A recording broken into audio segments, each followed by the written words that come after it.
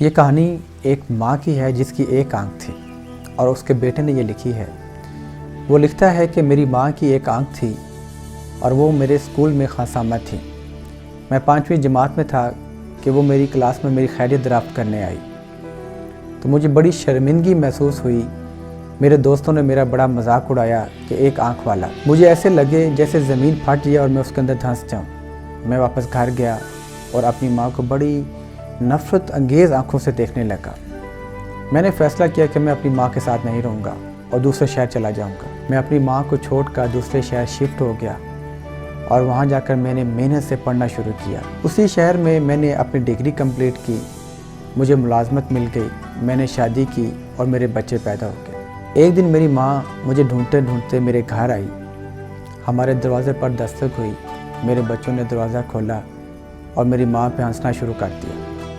میں شور سن کر جب دروازے پر پہنچا تو مجھے بھی دیکھ کر بڑا غصہ آیا کہ یہ کیا لینے آئی ہے۔ میری ماں نے بڑے آہستہ سے کہا کہ مجھے اس سے غلطی ہو گئی، میں غلط ایڈریس پر آ گئی۔ وہ چلی گئی۔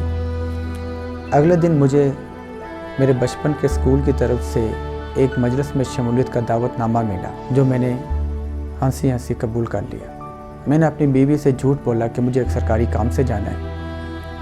میں جب اپنے گاؤں پہنچا تو مجھے میرے ہمسائے نے بتایا کہ میری ماں کا انتقال ہو گیا ہے اور اس نے مجھے خط دیا جو نہ چاہتے ہوئے میں نے اپنی جیب میں رکھ لیا اور واپس اپنے گھر چلا آیا۔ کچھ عرصے بعد میری آنکھ میں درد ہوا اور میں ڈاکٹر کے پاس گیا تو ڈاکٹر نے مجھے کہا کہ آپ نے لاسٹ ٹائم اپنی آنکھ کی سرجری کب کرائی تھی؟ میں بڑا حیران ہوا اور ایک حیرت میں ڈوب گیا کہ یہ کیا ہو گیا میرے ساتھ۔ میں واپس گھر آیا، وہ خط کھولا، اس خط کو پڑھنا شروع کیا جس میں میری ماں نے لکھا تھا کہ میرے بیٹے میں نے ساری زندگی تمہیں اپنے خیالوں میں بسائے رکھا۔ مجھے جب پتہ چلا کہ تم میرے گاؤں آ رہے ہو تو میرا دل خوشی سے باغ باغ ہو گیا۔ میں چارپائی سے اٹھ نہ سکتی تھی کہ تمہیں دیکھ سکوں، لیکن پھر اس ڈر سے اپنا خیال واپس لے لیا کہ کہیں میں تمہیں بیزار نہ کروں، تمہیں میری وجہ سے شرمندگی نہ اٹھانا پڑے۔ میں صرف تمہیں اتنا بتانا چاہتی ہوں کہ جب تم چھوٹے تھے تو بچپن میں ایک حادثے میں تمہاری ایک آنکھ چلی گئی۔ میں نہیں چاہتی تھی کہ میرے جگر کے ٹکڑے کا کوئی مذاق اڑائے، لوگوں کے تانے سننا پڑے۔ میں نے ایک اپنی آنکھ تمہیں عطیہ کر دی۔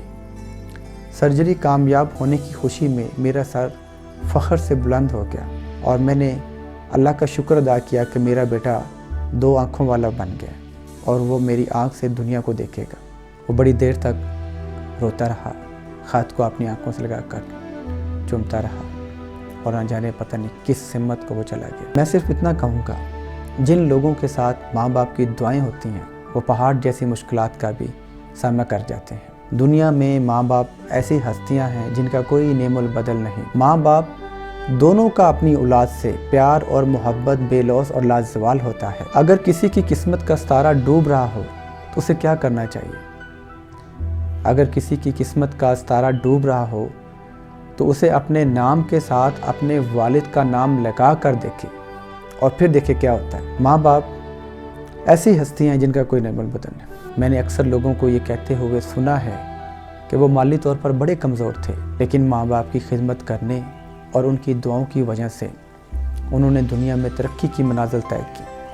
میں صرف اتنا کہوں گا کہ جن لوگوں کے ساتھ ماں باپ کی دعائیں ہوتی ہیں وہ پہاڑ جیسی مشکلات کا بھی سامنا کر جاتے ہیں اور کامیابی ان کا مقدر ٹھہرتی ہے۔ دعا ہے کہ اللہ ہمارے لیے آسانیاں پیدا فرمائے اور ہمیں آسانیاں بانٹنے کی توفیق دے۔